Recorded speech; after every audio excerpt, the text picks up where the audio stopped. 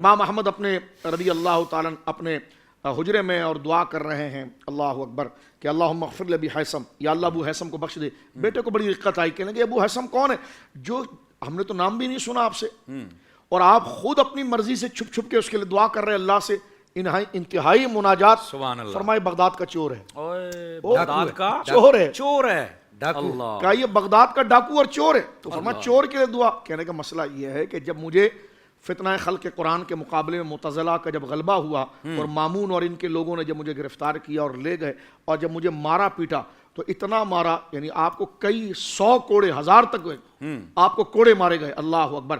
تو آپ کہتے ہیں کہ جب مجھے تختے پر لٹا کر مارا جا رہا تھا تو کوڑا اتنا سخت تھا اور اتنی زیادہ تعداد میں تھا کہ اب مجھ پر مدہوشی طاری ہونے لگی، مدہوشی طاری ہونے لگی۔ تو اس وقت مجھے کان میں آواز آئی، امام صاحب السلام علیکم۔ تو جب میں نے آنکھوں کو کھولا تو قریب میں کسی اور کو لٹایا ہوا تھا، اس کو مارا جا رہا تھا، وہ جوان سا تھا۔ اس نے کہا امام صاحب میرا نام ابو حیثم ہے اور میں بغداد کا چور ہوں، میں بہت عرصے سے چوری کر رہا ہوں، پکڑا جاتا ہوں، پھر یہ میری پٹائی ہوتی ہے، لیکن میں اس پٹائی کی وجہ سے چوری نہیں چھوڑتا۔ تو آپ امت کے امام ہیں، اس سختی کی وجہ سے حق کہنا نہیں چھوڑنا۔ یہ ساری چیزیں ہیں جو ہمارے سامنے اللہ کے مشعل راہ ہوگی، جو جتنا بڑا ہوگا اتنا پوچھا جائے گا، جو جتنا بڑا ہوگا اتنا پوچھا جائے گا۔ اور حضرت شاہ صاحب کی بات سے مجھے یقین کریں واللہ بخدا میری تو کم از کم یہ کیفیت ہے، اور ہم نے اپنے بزرگوں سے، یہ جو موجودین ہیں ان سے ہی ہم نے سیکھا ہے، انہوں نے جیسے فرمایا ہم نے اپنے گنبد والے بزرگوں سے، یقین کریں جس دن ہم مطلب کوئی ہمیں یہ کہہ دینا کہ یار آج کچھ نہیں کہنا آپ نے، آج آپ نے بالکل ایسے تقریر کرنی ہے، ہمارا ضمیر ویسے ہی ملامت کرنے لگ جاتا ہے۔ ہماری وجہ سے کبھی کو قتل و غارت ہوئی ہے، کہیں آگ لگی ہے، کہیں پر مسئلے ہوئے ہیں، یار لوگوں کے اندر اتنی بات بھی نہیں کہ وہ حق بیان بھی نہیں سن سکتے۔ تو پھر ایسے جو جاہل ہیں نا، یقین کریں اگر میری زندگی میں کوئی جملے مجھے بہت تکلیف دیتے ہیں تو ان میں سے ایک یہ جملہ ہے کہ جب کوئی آ کے یہ کہہ دیتا ہے کہ حضرت کسی کو کچھ نہ کہنا، تو سب کا ماما بننے کے لیے کیوں تیار ہے؟ اور یہاں پر میں کہتا ہوں کہ اگر مجسم صورت میں تم نے دیکھنا ہے بزرگوں کی تعلیمات کو، اس وقت جس نے تمہارے سامنے پیش کر دیا ہے اس کا نام حضرت عطار ہے۔ کیا حکمت عملی کے ساتھ عقیدہ ہو، عمل ہو، کردار ہو، گفتگو ہو، زہد ہو، تقوی ہو، دین کا پھیلاؤ ہو۔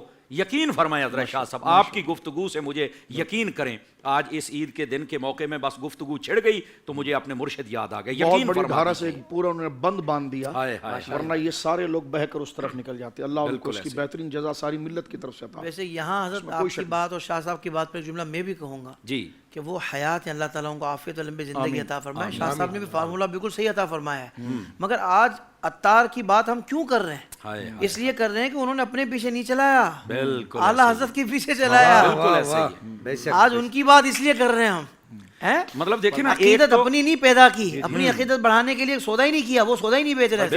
تاریخی جملہ ہے، تاریخی جملہ فرماتے ہیں کہ میں نے اپنے چاروں طرف دیوار بنا لی، ایک دروازہ چھوڑا ہے اور دروازے کے اوپر نام لکھ دیا امام احمد رضا۔ کیا بات ہے! اور جتنی مطلب رضا کے دروازے سے آئے کمال، اور اولیاء کی جتنی تعریفات اور جتنی ان کی عبادت، زہد و تقوی، جو کچھ اخلاقیات، اگر ان کا صبر دیکھا جائے کتابوں کے اندر جو موجود ہے، اگر اس زمانے میں کو دیکھنا چاہے تو حضرت عطار کو دیکھیں۔ اللہ صاحب نے شاہ جی قبلہ کی گفتگو کا جو سمجھیے کہ مجھے ایک جملہ یاد آتا ہے۔ شاہ جی نے مجھے ایک دفعہ کہا تھا اور ہمارے ساتھ بھی کہتے تھے پتر سنی ہونا کمال نہیں، سنی قبر وچ وڑنا کمال ہے۔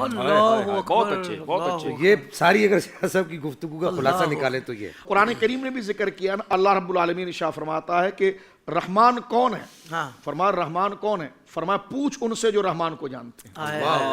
اللہ رب العالمین ارشاد فرماتا ہے تو یہ کہ کون ہے اللہ، تو یہ ہے وہ اللہ والے جو اللہ کی طرف لے جاتے ہیں۔ وَاتَّبِعْ سَبِيلَ مَنْ أَنَابَ إِلَيْهِ، یہ ہے عید، یہ ہے عید جس میں آپ وفاداروں کو یاد رکھیں۔